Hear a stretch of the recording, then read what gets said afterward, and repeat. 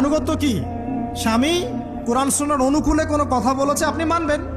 আর ওই স্বামী যদি বলে আসো তো আমার কলিগরা এসেছে, ওকে খাবার সার্ভ করতে হবে, আসো খাবারটা পরিবেশন করো, এখন আপনি বেপরদা হয়ে আপনার স্বামীর কলিগের সামনে খাবার পরিবেশন করতে শুরু করলেন, এটা কি আনুগত্য করতে হবে? না, তখন আপনি আনুগত্য করবেন না।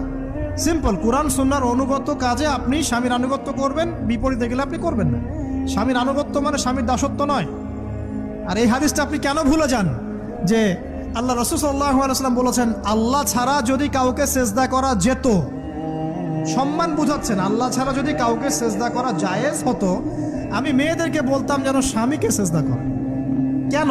কারণ আপনাকে রেসপন্সিবিলিটি, আপনার খাবার, আপনার ফুড, আপনার শেল্টার, আপনার মানে পুরো দায় দায়িত্ব নিজের হাড় ভাঙা পরিশ্রম দিয়ে, জীবনের ঝুঁকি নিয়ে স্বামী আপনার জন্য করে।